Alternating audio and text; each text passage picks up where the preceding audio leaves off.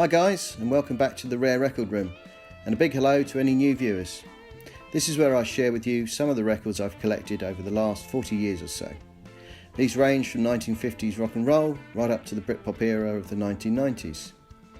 They're mostly United Kingdom pressings on all manner of labels, including the big mainstream companies like EMI, RCA and Decca, through to the smaller collectible subsidiaries such as Vertigo, DRAM, Blue Horizon, Immediate and EMI's Harvest and Apple labels.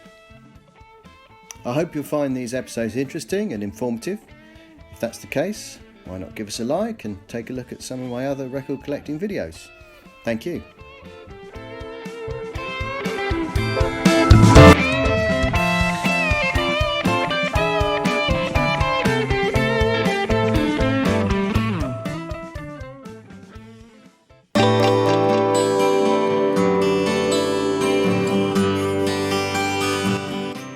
Having previously covered Manfred Mann's career up to 1967, today I'm going to look at their remaining recordings of the 1960s.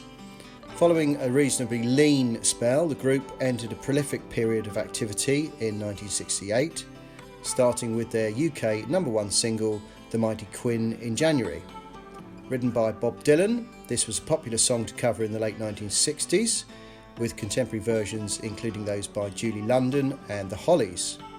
Manfred Mann's cover also reached the Billboard Top 10 in America and was backed with the song by request Edwin Garvey.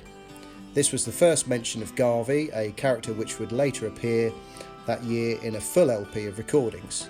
But before that, the group released their fourth studio album in March, being a soundtrack to the cult British movie Up The Junction, which was a classic artefact of 60s British cinema, starring Dennis Waterman, Susie Kendall, Maureen Lipman and Susan George. All the songs on this soundtrack were written by Mighty Hugg, several co-written by Manfred Mann. The LP was issued in mono and stereo on the Fontana label, with the catalogue number TL or STL 5460. The label is printed on silver against a black background. The rim text is an all rights reserved notice. The inner bag is a die-cut paper sleeve printed with the patent number and made in England texts. It comes with a polythene liner. The LP cover is a front laminated flip-back design with no mention of the printer. An edited version of the title track was issued as an unsuccessful British single. The LP also failed to chart, with original copies therefore being rather scarce and currently valued at £50. For some unfathomable reason, the LP was reissued by Fontana just 3 years later with a new catalogue number, and these copies are currently worth £25. In contrast, Manfred Mann's next two singles were both hits. The first, My Name Is Jack, reached number 8 in the British singles chart in July 1968. The follow-up to this, called Fox on the Run, fared even better, peaking at number 5 in the UK singles chart. The next LP release of 1968 was called Mighty Garvey, which proved to be the group's final studio album. This was a psychedelic record which continued their journey into Baroque pop, including the UK top 5 singles Mighty Quinn and Ha Ha Said the Clown. Most of the tracks on this album were composed by the group, with the singer Mike Darbo contributing the most. This was a prolific period for the vocalist as a songwriter, who had seen major recent successes with his songs Handbags and Glad Rags, performed by Chris Farlow and then also by Rod Stewart, and Build Me Up Buttercup, the million-selling single by the Foundations. The character Edwin Garvey, a chameleon character, permeates the LP, which was sometimes mocking or juvenile in tone. The record is, however, full of complex, witty and melodic songs, reminiscent of the Beach Boys' album Pet Sounds.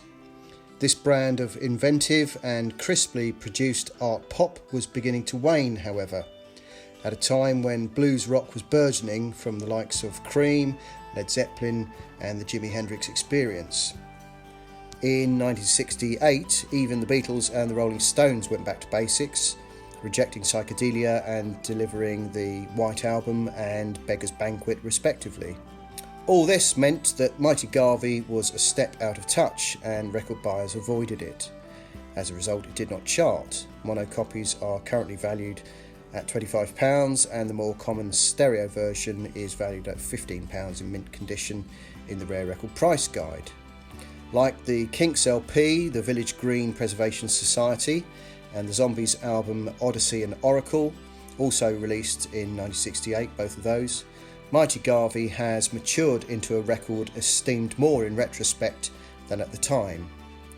The year 1969 started well for Manfred Mann, with the single Fox on the Run still riding high in the UK singles charts until February.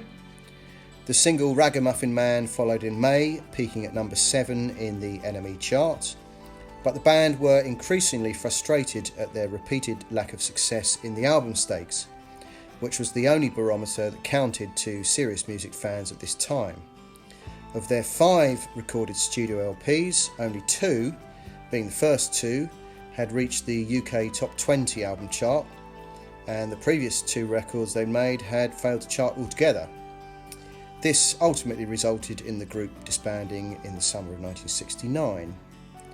And with that, we have reached the end of not only this chapter of Manfred Mann, but the last of my videos covering all the studio LPs of the band during the 60s. I will, however, cover the LP compilations from Manfred Mann in a separate instalment. That's your lot for this episode from the Rare Record Room. I hope you enjoyed the content. If you did like the video, please make sure you subscribe to the channel to see more and to receive notifications for any new uploads. Thanks for watching. See you next time.